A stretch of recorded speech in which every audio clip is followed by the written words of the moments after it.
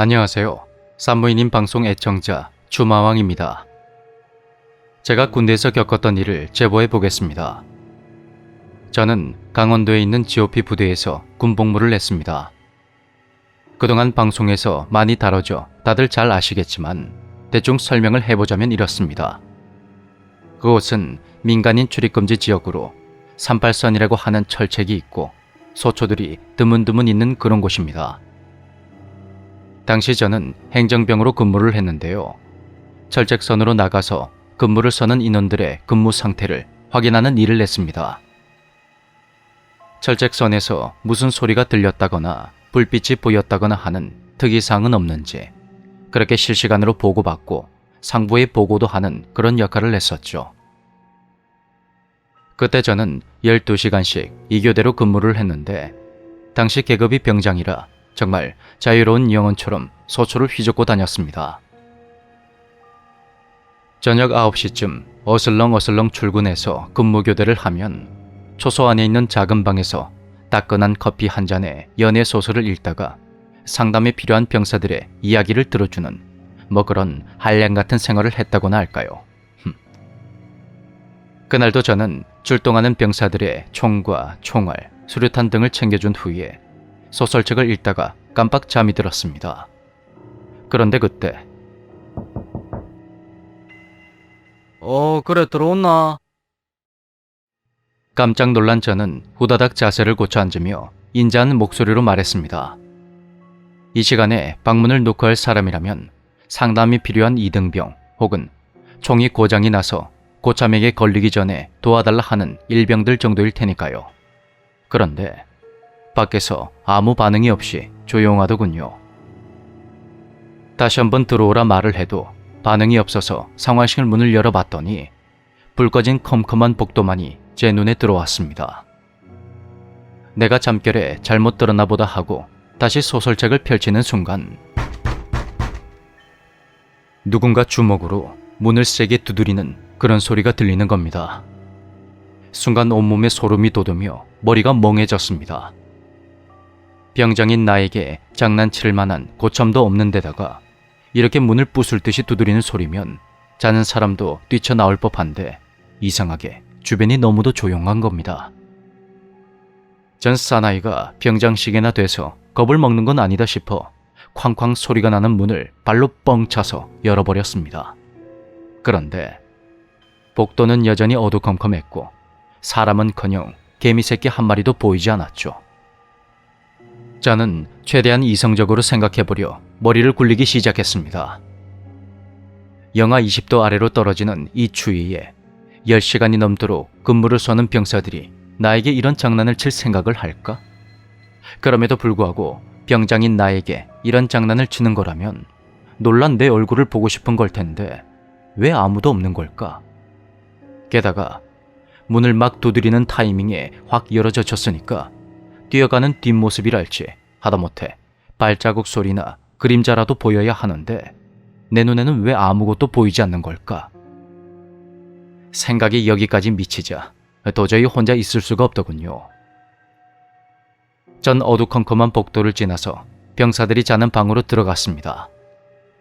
살면서 그렇게 길고 어둡고 무서운 길은 처음이었습니다.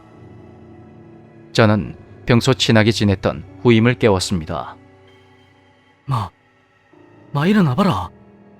그런 제 목소리에 후임이 벌떡 일어나서는 눈을 동그랗게 뜨며 물었습니다. 김 병장님, 무슨 사고라도 났습니까? 아니 그건 아닌데 아무리 생각해도 이상하다. 네 내랑 같이 상황실 좀 가자.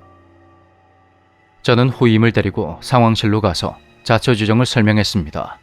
그런데 에이, 병장님, 지금 시간이 새벽 2시인데 또 장난을 치심... 그 순간 우리는 서로의 얼굴도 쳐다보지 못한 채 얼어붙어 버렸습니다. 마치 시간이 멈춘 듯한 그런 느낌이었죠. 병장님, 저 새끼 누군지 몰라도 제가 꼭 잡아야겠습니다. 그렇게 후임은 한 손에 강목을 든 채로 문을 뻑 찼습니다. 그런데 아무도 없는 텅 빈 복도의 어딘가에서 갑자기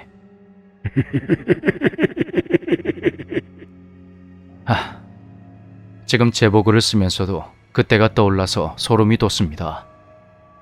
전 그날 있었던 일을 중대장에게 보고를 했다가 정말 온갖 욕과 잔소리를 배 터지게 얻어먹었습니다. 뭐? 귀신? 니 내가 누군지 아나? 내가 임마 철야 근무도 하고 삽질도 하고 똥공도 묻고 막 다 했어. 뭐 귀신? 배부르고 등 따시니까 정신 못 차리지? 그리고 중대장님은 저에게 이런 말씀을 하셨습니다. 마, 니 애들한테는 아무 소리도 하지 마라. 알았지? 이건 우리 둘만 아는 기다. 내가 상황병 증원시켜 줄 테니까. 내 말 무슨 뜻인지 알지? 하지만 그땐 중대장님도 저도 미처 몰랐습니다. 그것이 시작에 불과했다는 걸 말이죠. 상황실 노크 귀신 사건 이후로 야간 상황병이 증원되었습니다. 전 중대장님께 부탁해서 평소 친했던 후임과 함께 고정으로 야간 근무에 들어갔죠.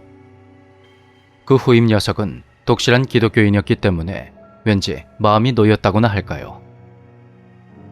그 사건이 어느 정도 잊혀질 무렵 저는 체감 온도가 영하 30도 정도로 떨어진 날 근무를 서고 있었습니다.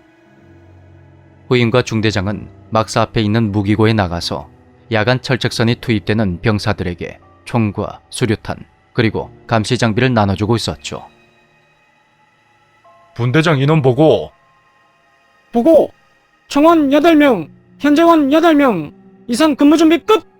한탄장 20발, 좌상탄 확인 이상 무! 수류탄 확인.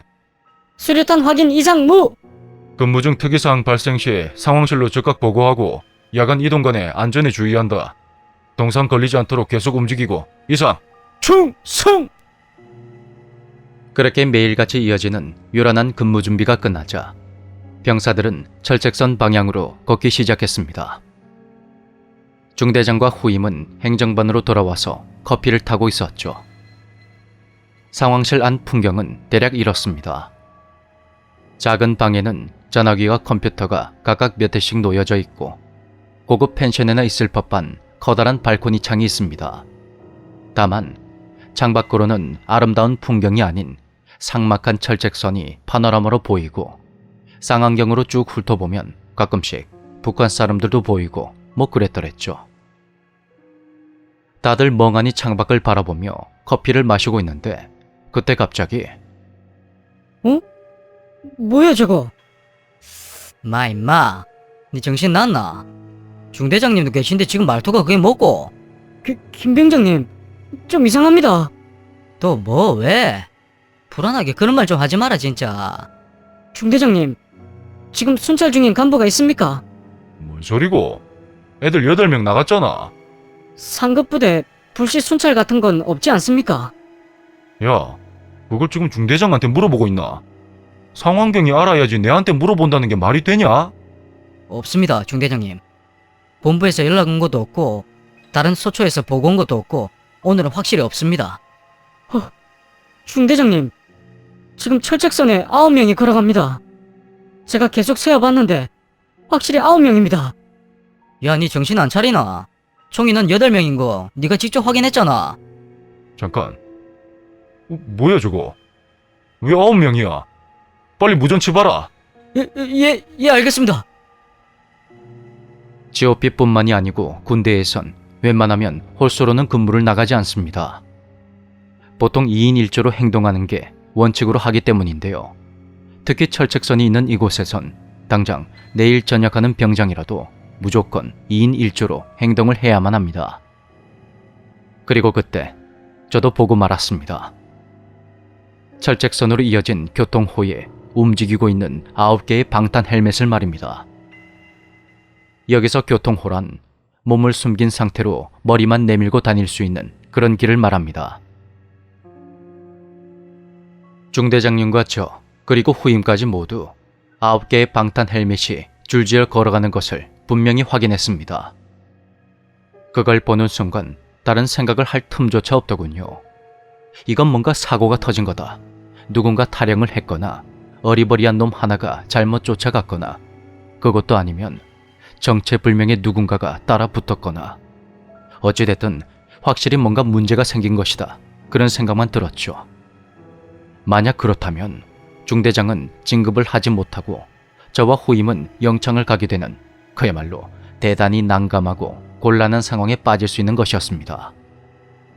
세 사람 모두가 발등에 불이 떨어진 것 같았죠. 현망에 대기 중인 통사 등장 바람.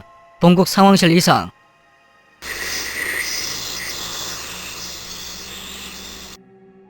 귀소, 감도 좋지 않으니 다시 등장 바람. 본국 상황실 이상.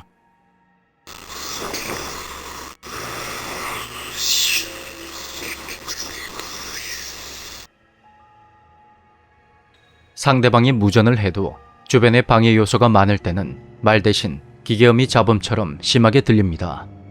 하지만 상황실에서 철책성까지는 나무가 단 한 그루도 없었고 시야에서 훤히 보일 정도로 가까이 있었기 때문에 그런 소리가 날 수가 없는 상황이었습니다.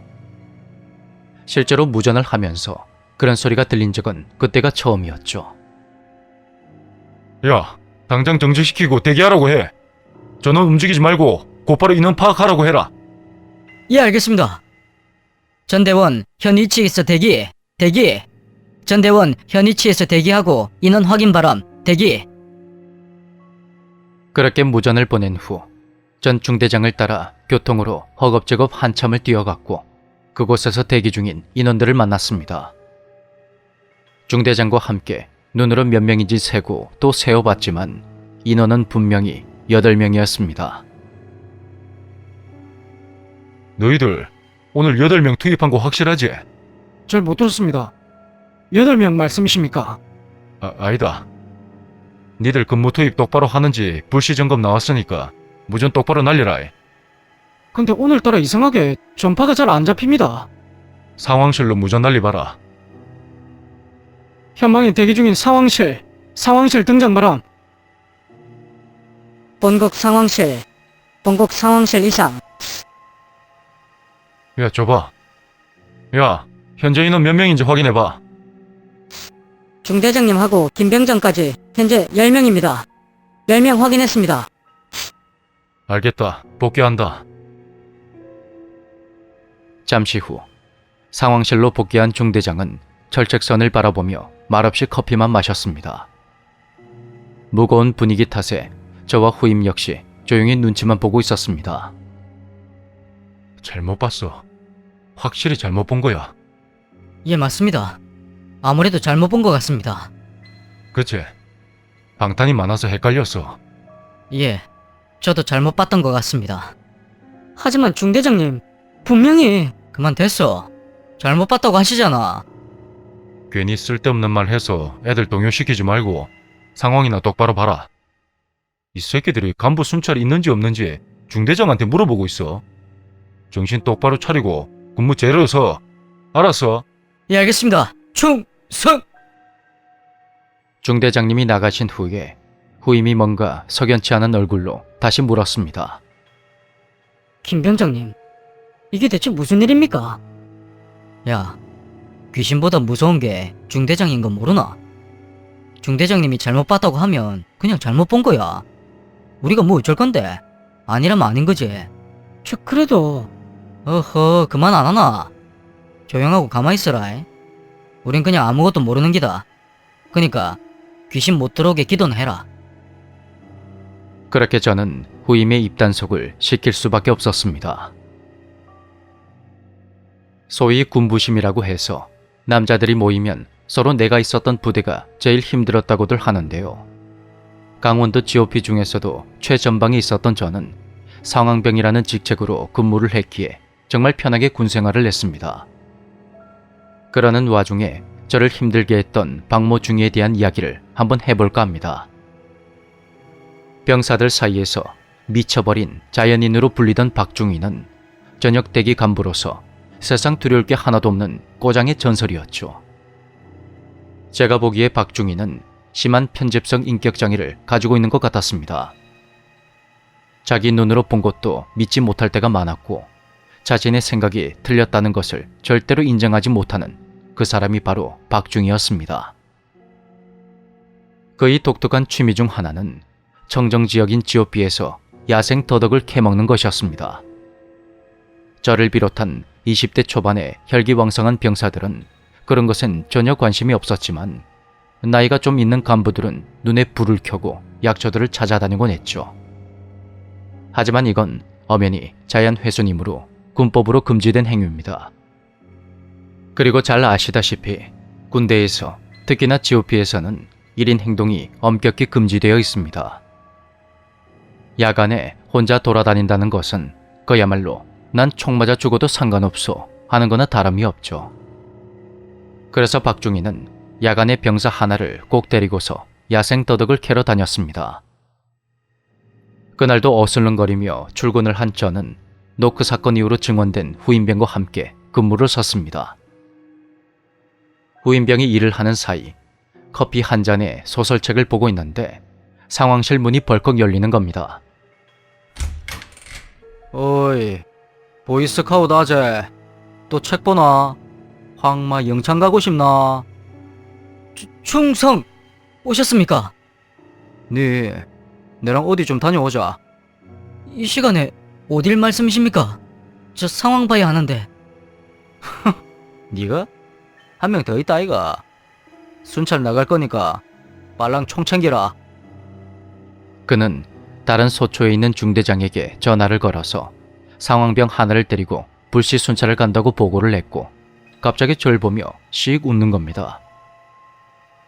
더 이상의 대화는 무의미하다 생각한 저는 뭐 밟았다 생각하며 그를 따라 나섰죠. 그는 사람이 다니는 길에는 더덕이 별로 없다면서 그런 곳은 절대 다니질 않았습니다. 그렇게 경사진 비탈길을 오르길 한참 후 이야, 씨알 한번 굽네. 더덕을 부리째 뽑아든 박중희는 흙을 툴툴 털어내더니 주머니에서 고추장 튜브를 꺼내는 겁니다. 한입 물어. 전 괜찮습니다. 왜? 네 혼자 살라고? 걸리도 같이 걸려야지. 그는 제 입에 더덕을 억지로 쑤셔 넣더니 그제서야 순찰을 돌자며 비탈길을 걷기 시작했습니다. 사람을 믿지 못하는 그는 순찰병들이 늘 근무 태만에 어디선가 자거나 놀고 있을 거라면서 잡아서 영창을 보내자고 했습니다. 잠시 후 허수아비 초소에서 누군가의 대화 소리가 들립니다. 벙커에 허수아비를 세워둔 그곳은 사람이 들어갈 곳이 아니었습니다. 그런데 그곳에서 목소리가 들린다는 건 근무 중에 몰래 그곳에 들어가 담배를 피우거나 잠을 자는 등 속된 말로 농땡이를 치는 병사들이 있을 거라는 거죠. 박중희는 저에게 숙이라는 수신호를 보내며 쭈그리고 앉아 걷기 시작했습니다. 박중희님, 여기 GOP입니다. 이러다가 진짜 총 맞습니다. 입 다물어. 우리는 오리걸음으로 허수아비 초소에 다가갔습니다. 그런데 그때 정지, 손들어. 움직이면 쏜다. 화랑. 젠장, 걸렸네. 내 박중이다. 거기서 뭐하냐? 초소 쪽에서 들려오는 병사의 목소리에 박중희가 벌떡 일어나서 걷기 시작했습니다. 그런데 정지. 암고 불응시 발포한다. 알았다고 알았어. 새끼가 FM인 척 까고 있네. 김병장, 오늘 안고 뭐야? 그런 상황을 지켜본 저는 살짝 화가 났습니다. 많아야 20명이 단촐하게 모여서 생활하는 이곳에서 아무리 미운 간부라지만 총을 들이대며 발포한다는 그 말이 너무도 건방지고 무례해 보였기 때문입니다. 초소에 있는 그 의문의 병사는 심지어 암고도 잘못 알고 있었습니다.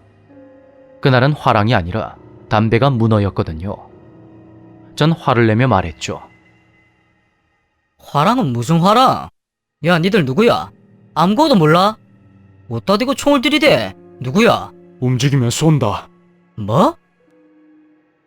저와 간부는 뻥져서 그 자리에 멈춰선 채 손을 들었고 식은땀이 흐르기 시작했습니다. 생각해보니 1년을 넘게 부대끼며 생활한 병사들의 목소리를 못 알아들을 리가 없었는데 그건 확실히 처음 듣는 목소리였던 겁니다.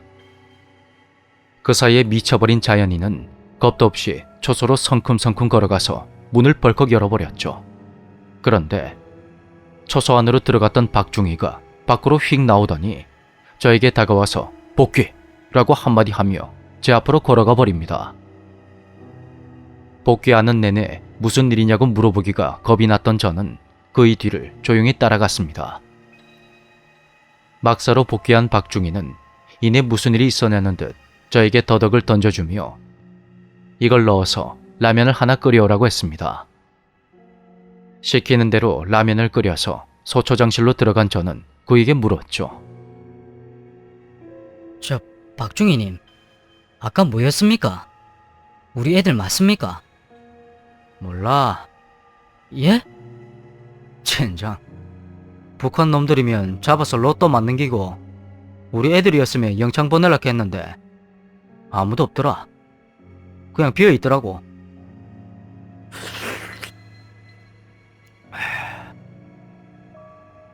아무 말 없이 라면을 후루룩 들이키는 그에게 전 아무 말도 할 수가 없었습니다. 이렇듯 GOP 상황병으로 근무하며 별별 일들을 다 겪은 저는 이제 웬만큼 무시무시한 일이 아닌 이상은 전혀 반응하지 않는 그런 경지에 이르렀습니다. 예를 들어보자면 이렇습니다.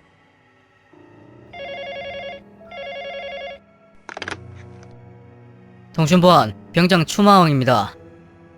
병장님, 전방에서 누가 철책선을 계속 두드리는 소리가 들립니다. 그래, 멧돼지가 이빨 갈고 있는 기다.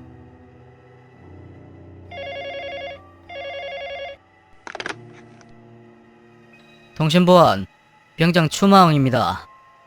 병장님, 지금 북측 철책선 뒤쪽 나무에서 뭐가 왔다 갔다 하고 있습니다. 아니야. 어두운데 한 곳만 계속 쳐다봐서 그런 거니까 다른 쪽을 다시 살펴봐.